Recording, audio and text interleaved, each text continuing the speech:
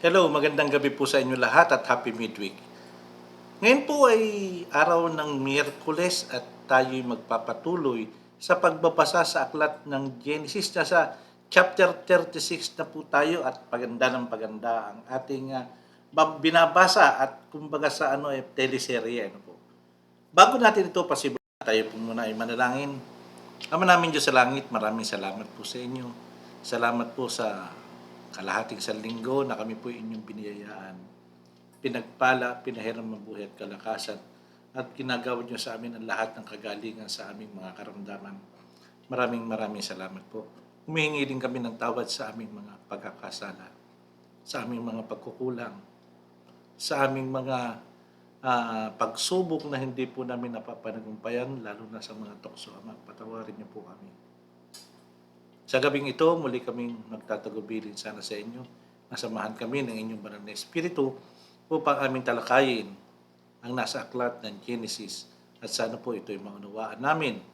At pakigabayan din po mga taong magbabasa, makikinig at manonood sa gabing ito. Salamat po sa pakikinig at pagtugon niyo sa aming mga panalangin. Ang lahat po hinihiling namin sa pangalan po ng aming Panginoon Jesus. Amen. Okay, simulan na po natin. Basahin po natin ang nasa Genesis 36:1 hanggang 43. Ito ang salaysay tungkol sa pamilya ni Esau na tinatawag ding Edom. Nakapag-asawa si Esau ng mga babaeng taga-Kanaan. Sila'y sina Ada na anak ni Elon, si Heteo, si Oholibana na anak ni Ana at apo ni Sibeon na Hiveo, at si Basemat na kapatid ni Nabeyot na anak ni Ismael. Ang anak ni Esau ay kay Ada ay si Elifaz. Ang anak niya kay Basemat ay si Reuel. At ang anak niya kay Oholibama ay sina Jesus, Halam at Korah. Sila ang mga anak ni Esau na isinilang sa Kanaan. Maraming naging asawa si Esau. Ano po? Dinala ni Esau ang kanyang mga asawa at anak. Ang lahat ng sakop ng kanyang sambahayan, pati na ang ari-arian at ang mga sakop niya, hayop niya na naipon niya sa Kanaan, at lumapit siya sa isang lupain na malayo kay Jacob na kanyang kapatid.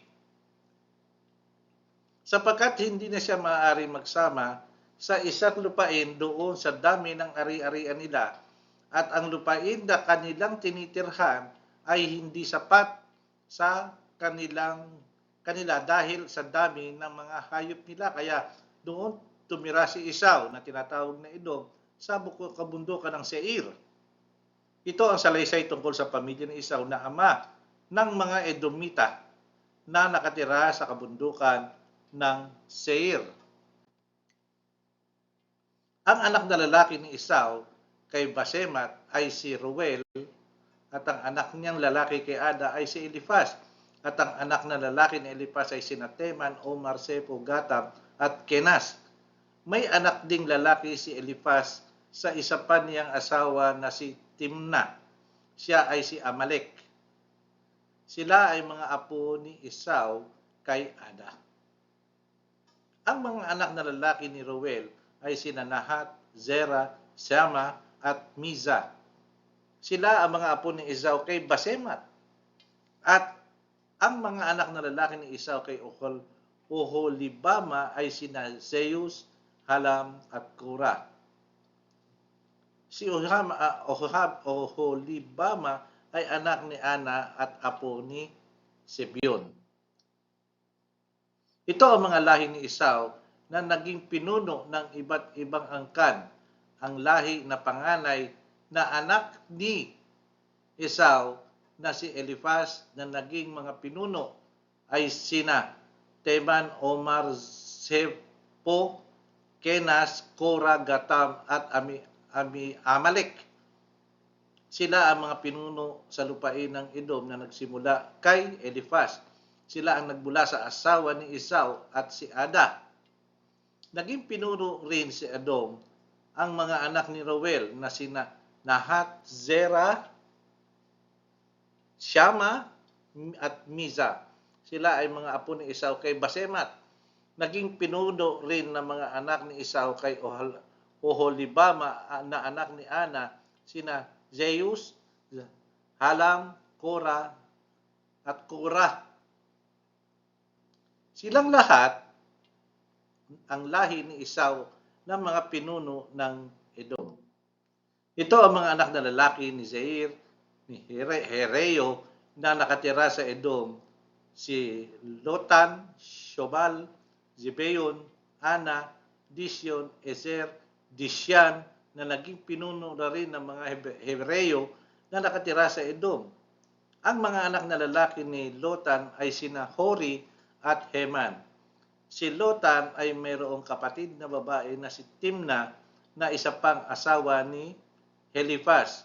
Ang mga anak na lalaki ni Jobal na ay sina Alban, Manahat, Ebal, Shepo at Onam. Ang mga anak na lalaki ni Zebeon ay sina Aya at Ana.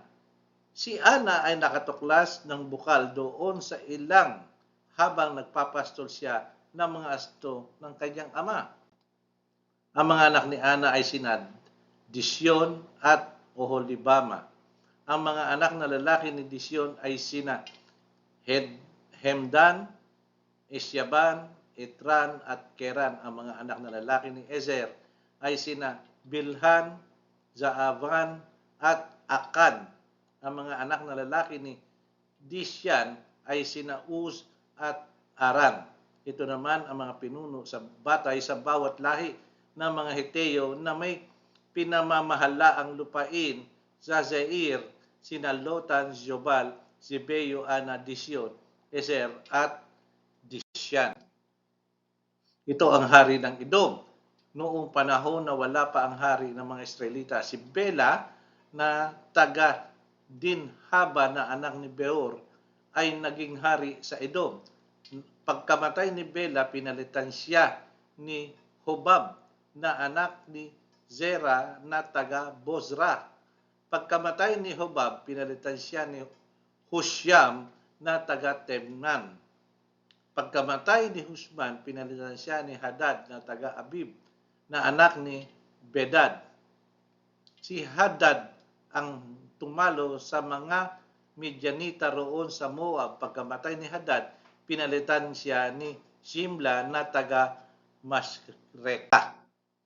Pagkamatay ni Shimla, pinalitan siya ni Shaul na taga Rehoboth na malapit sa ilog. Pagkamatay ni Shaul, pinalitan siya ni Baal Hanan na anak ni Akbor. Pagkamatay ni Baal Hanan na anak ni Akbor, pinalitan siya ni Hadad na taga Pau. Ang asawa niya ay si Mehetabel na anak ni Matred at apo ni Meshzahab. Si Esau na tinatawag din daw ang pinagmula ng mga Edomita at ito ang mga naging pinuno ng lahi ni Esau na angkan at lupain ay pinangalanan sa kanila: Timna, Alba, Jetet, Oholibama, Ela, Pinon, Kenaz, Teman, Mibzar, Magdiel at Hiram. Nakita nyo ang chapter 37 po. Ito'y kasaysayan ni Esau na kapatid ni Jacob, kung sino ang naging asawa, kung ano nangyari sa kanya. Napakaganda po. Masarap subaybayan, lalo na yung mga susunod na kapitulo na malalaman natin kung ano ang mangyayari. Sa ating pagtatapos, tayo po muna ay manalangin. Maraming salamat po sa inyo sa mga biyaya at pagpapala ng espiritual na aming pinasa ngayong gabi na ito po ay aming tataglayin ang istoryang ito at may papamahagi din namin sa iba at magkakaroon kami ng sharing at ito'y alam namin na ito'y magagamit namin. Salamat po sa inyo at kami muling tatagubilin sa inyo sa kalahati pang sanlinggo na nalalabi sa linggong ito na sana po kami inyong samahan pa, gabayan, ingatan ang inyong malalakas at magagaling na iyan. Maraming salamat po sa inyo at ang lahat po hiniling namin sa pangalan po ng aming Panginoong Jesus. Amen. Okay mga kapatid, sa darating pong Biyernes, ako'y samahan ninyo at muli tayo'y magbabasa at tatalakayin natin ang nasa Genesis 37 naman. Muli, happy midweek po sa lahat.